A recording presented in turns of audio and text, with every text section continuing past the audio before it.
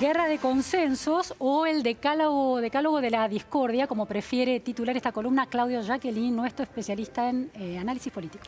¿Cómo estás, Luciana? Buen título que vos le pusiste, Guerra de consensos. Se supone que el consenso es la paz, pero en este caso no ha sido fácil. ¿Y por qué no ha sido fácil? Te mostramos mientras unas imágenes que nos van a permitir entender la columna y seguirte con mayor precisión. Ahí estamos. Bueno, ¿qué es lo que pasa? Acá, claramente, el problema de esto es que es un proyecto multipropósito en un contexto muy complejo donde se juegan intereses. Al gobierno no le gusta, sobre todo al ala más cercana a Marcos Peña, hablar de la política en términos transaccionales, como lo llaman ellos. Pero la política, sin duda, está poblada de intereses en conflicto, porque de eso se trata la política. Y esos intereses en conflicto hay que administrarlos cuando los momentos son apropiados. El problema de esto que llega cuando se superponen una serie de conflictos. Un conflicto es la situación financiera que da inestabilidad política y que el gobierno entiende que esa inestabilidad financiera que repercute en lo político proviene de la política y proviene de un sector de la política, que es el que representa el kirchnerismo. Este es el primer plano, hay un conflicto en este lugar. Luego hay otro conflicto que es de intereses electorales, porque estamos en un proceso preelectoral a solo 40 días menos del comienzo del cierre de listas, comienzo formal del proceso electoral. Y el tercer problema es que esto se da en un gobierno que lo que tiene es una enorme debilidad por toda esta situación y que esa debilidad lo que hace es poner en duda o en riesgo su finalización del mandato por primera vez de un gobierno no peronista en 90 años. Y requiere de este consenso para que le permita esto. Pero esto se agrava porque quien pide que le den este plazo y que le concedan este waiver para continuar es quien además es el principal candidato a la presidencia y a la reelección. Es decir, entran en conflicto por lo menos tres cosas. Y este problema que hace que quienes tienen alguna posibilidad cierta de estar y ser parte de una opción electoral entran en discusión. Por un lado, lo que tenemos son los que adhirieron. ¿Quiénes son los dos que adhirieron? Pero más firmemente, y los primeros con los que se habló. Los primeros con los que adhirieron fueron Urtubey y Pichetto, dos representantes de lo que llaman el peronismo alternativo, el peronismo racional, cuyas posibilidades ciertas electorales son muy bajas. Claro. Por el otro lado... Tiene mucho que ganar en este consenso, esto quiere decir, ¿no? Exactamente. Sobre todo si tiene un correlato electoral el consenso. Absolutamente. Por otro lado, hay un sector que sería el del medio, que es adherir con peros, que lo representó perfectamente un aliado del gobierno, un socio del gobierno, un socio de la coalición oficialista, el presidente del radicalismo, Alfredo Cornejo, que dijo sí, pero hay que ampliar la base, algo a lo que el gobierno se resistió durante 3 años y medio. Ampliar la base electoral. La base política. Con algún tipo de alianza para ampliar Cambiemos, básicamente. Claro, porque él además es el que puso en escena el concepto de correlato electoral de este consenso. Absolutamente. Al ponerlo en escena, en lo del correlato electoral, puso en valor también ese criterio. Y al ponerlo en valor, le da a eso una centralidad que el gobierno prefería de alguna manera ocultar. Y después tenés un tercer sector, que es el de los que rechazaron profundamente, el de los que no están de acuerdo, o el de los que pusieron condiciones muy elevadas. Roberto Lavagna, Sergio Massa y Agustín Rossi, en representación del kirchnerismo, que son los que de alguna manera todavía tienen expectativas electorales y que además, en el caso de Massa y de Lavagna, habían hecho su propio llamado a un consenso. Claro, y ahí la guerra de consenso. Y ahí la guerra de consenso. ¿Quién tiene el mejor consenso para mostrar? Entonces, primero, ¿qué es lo que necesitas para que esto prospere? Bueno, ¿cuáles son los incentivos? Y vuelvo a este problema de que el gobierno dice no hablemos desde la percepción de la política transaccional, pero que si no hay incentivos, si no hay estímulos, y si solo se lo pide al otro a que conceda y no tenga nada a cambio, más que los laureles de haber ayudado a que el gobierno termine, a que no entremos en un colapso financiero que nadie sabe si lo salva o no lo salva esta situación y si se va a producir o no se va a producir, es bajo el nivel de incentivo que tienen. Eso por un lado. Y por el otro, lo que tenés es que la forma en la que fue conociéndose no ayudó.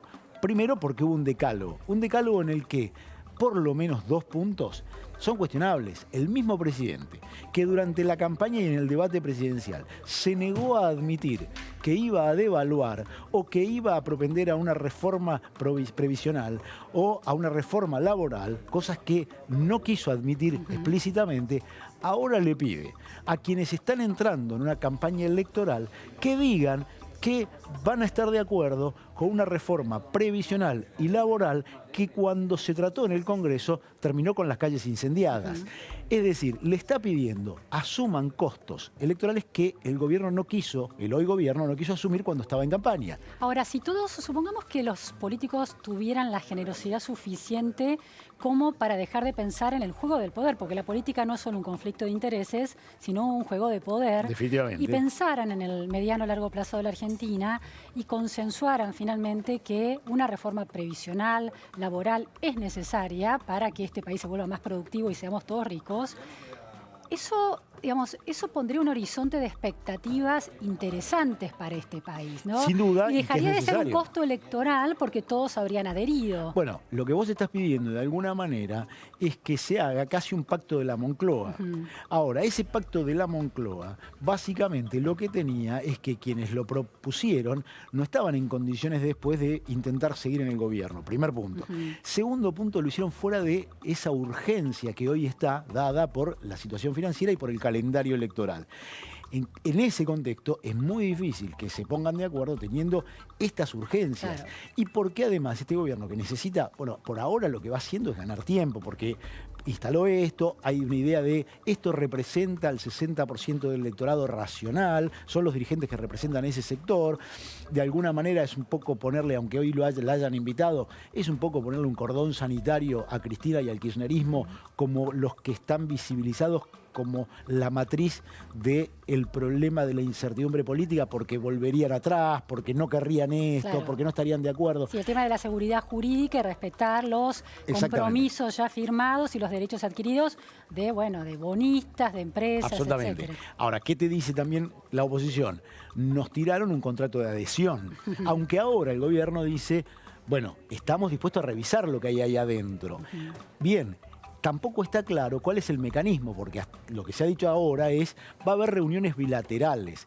Y en esto además tenés un agravante, que es la crisis de los partidos políticos, claro, que al no tener una base de sustentación y un ideario que esté ratificado, hace mucho más complejo porque son personas que juegan sobre pisos muy lábiles y sobre espacios que hoy ni siquiera están constituidos como tales. Claro, ni siquiera algún partido tan, digamos, con una marca tan firme, por ejemplo, como el radicalismo, que también está escindido. Porque no tiene un liderazgo único. Claro. Porque el radicalismo no tiene un liderazgo único, porque se ha convertido de alguna manera en una federación de partidos provinciales, y esa federación de partidos provinciales hace que, de alguna manera, no tenga un liderazgo que pueda aunar todas las posiciones. Y de hecho hay una parte del radicalismo que está diciendo, nosotros queremos otra alianza, queremos otra coalición. Claro, claro. Y esa es la situación que va a dirimirse antes de fin de mes, y por lo cual hace que estos 20 días vayan a ser de una enorme intensidad y que todo sea bastante provisional.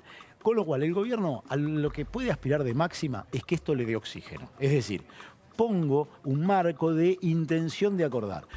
Hago que se pronuncien en función de lo que me interesa, que es decir, respetemos los compromisos, respetemos la deuda, digamos que vamos a tener un gobierno que vaya a ser racional, que no va a hacer saltar las locuras por el aire y qué sé yo. Eso me daría un margen para esto. Claro que después el otro problema es que todo esto no depende solo de la política, porque también hay un mundo que hoy está muy convulsionado y que hoy se vio porque ayer Trump dijo se acabó la tregua con China. ¿Por qué? Porque yo le voy a meter un 25% más de arancel y hoy los mercados emergentes, los mercados mundiales empezaron a saltar por los aires. Argentina altísimamente dependiente con otro agravante más, que es lo que está pasando en China con la fiebre porcina que pone en riesgo las exportaciones de soja que hoy las afecta en términos de precio, pero nadie sabe cuándo las puede afectar en términos de cantidad. las dos cosas hacen que esto esté en plena ebullición en un mundo altísimamente complejo y de muy poca previsibilidad. Claro.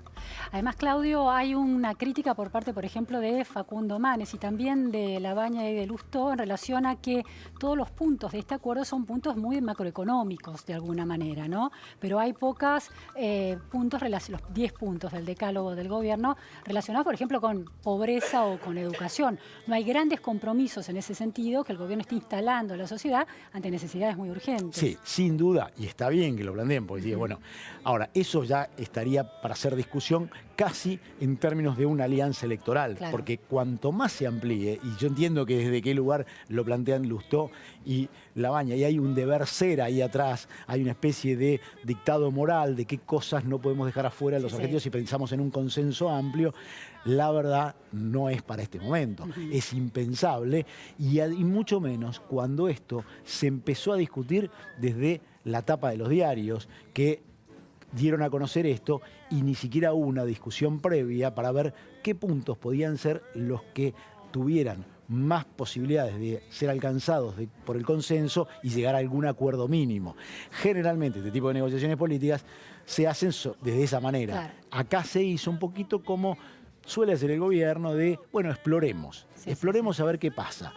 El problema es que las urgencias y la fragilidad son tan altas que hacen más dificultoso todavía el exploremos. No es mucho tiempo para la exploración, sino para intervenir con mayor decisión y con mayor eficacia para transformar esta realidad que hoy es la de la incertidumbre.